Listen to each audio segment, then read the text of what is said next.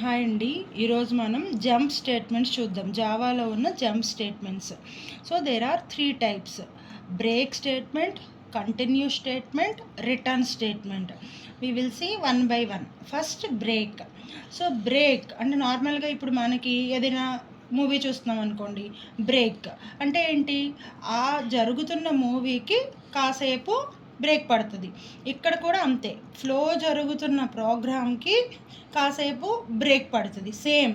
So breaks the current flow of a program. అంటే మీకు present flow ఎలా జరుగుతుందో దానికి బ్రేక్ జరిగి and transfer the control to the next statement outside a loop or a switch statement. అంటే మీరు జరుగుతున్న ప్రోగ్రాము మధ్యలో బ్రేక్ అయ్యి ఎక్కడికి వెళ్తుంది? Outside of the loop or switch statement దగ్గరికి వెళ్తుంది. లూప్ ఆర్ స్విచ్ స్టేట్మెంట్ అని ఎందుకు చెప్తున్నామంటే బ్రేక్ని జావాలో ఇండిపెండెంట్గా వాడడం. సో బ్రేక్ని ఎప్పుడూ కూడా మనం విత్ ద లూప్ అండ్ స్విచ్తోనే వాడతాం.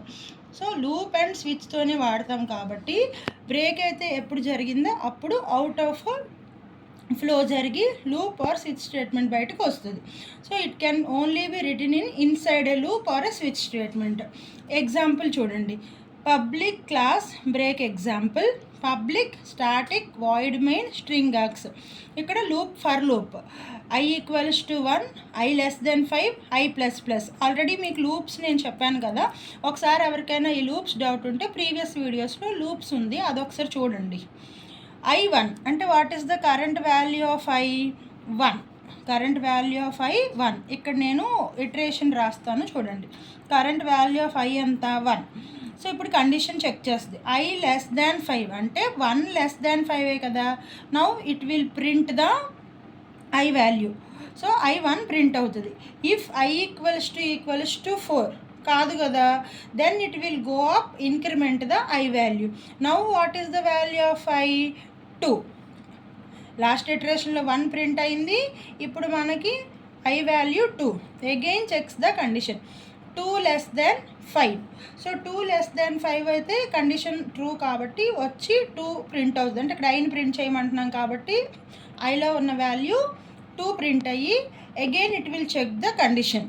ఇఫ్ I ఈక్వల్స్ టు 4 కాదు, ఎందుకంటే I వాల్యూ 2 కదా.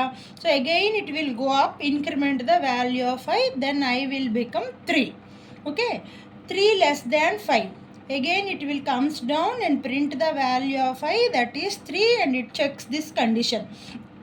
This condition fails.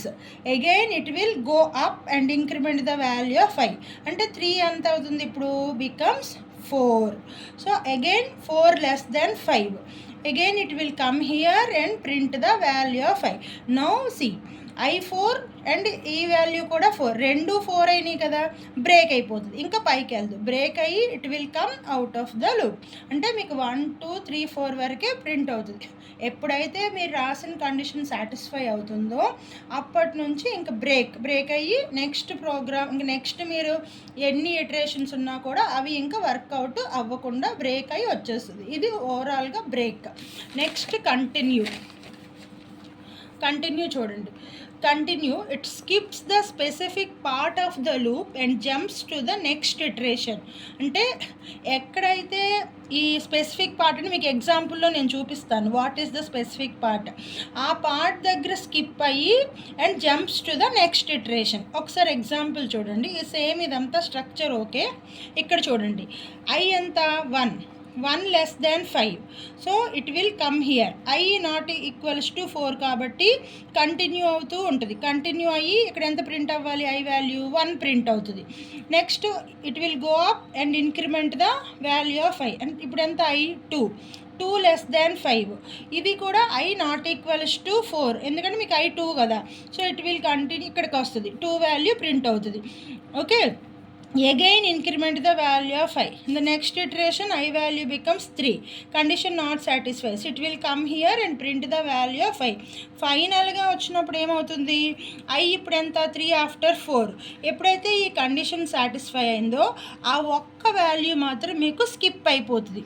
ఆ ఒక్క వాల్యూ మాత్రం మీకు స్కిప్ అవుతుంది. అదే కదా ఇక్కడ మనం చెప్పాం, it skips the part of the loop and jumps to jumps to the next iteration. అంటే ఎప్పుడైతే మీకు i = 4 సాటిస్ఫై అయిందో అప్పుడు ఆ పర్టిక్యులర్ వాల్యూ ఒక్కటి మిస్ అవుతుంది. చూడండి 1 2 3 4 ఇక్కడ మీకు సాటిస్ఫై అయింది కదా, ఆ 4 మటుకు ప్రింట్ అవ్వదు. నెక్స్ట్ వాల్యూ నుంచి మళ్ళీ ప్రింట్ అవుతుంది.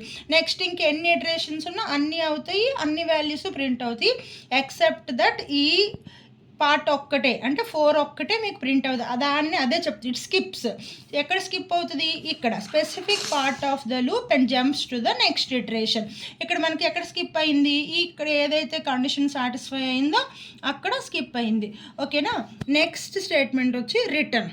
రిటర్న్ ఎందుకంటే it is used to return the value from a code block when execution of that block is completed.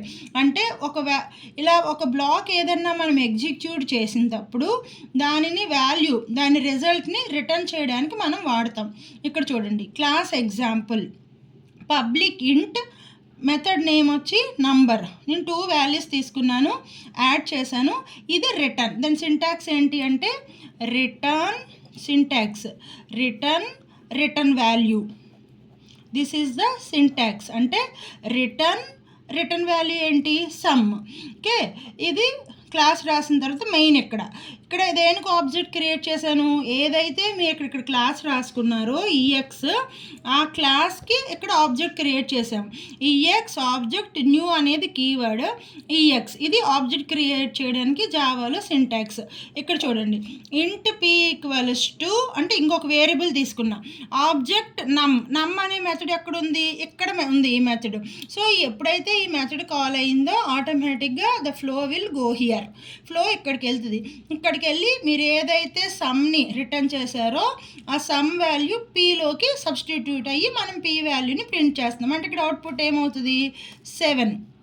Okay. ఇంకొకటి రిటర్న్లో మళ్ళీ మనం ఇక్కడ ఇన్స్టెడ్ ఆఫ్ ఇంట్, ఇక్కడ మెథడ్ టైప్ ఏంటి? ఇంట్ రాయకుండా వాయిడ్ రాసామనుకోండి, మీరు ఏది రిటర్న్ చేయక్కర్లేదు. ఈ రిటర్న్ ఎప్పుడైతే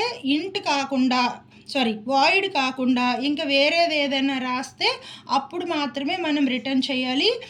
ఇంట్ అలా రాసినప్పుడు రిటర్న్ చేస్తాం. వాయిడ్ రాస్తే మటుకు మనం ఏమీ రిటర్న్ చేయక్కర్లేదు. ఓకేనా. This is all about jump statements. Thank you and please subscribe my channel and share with your friends.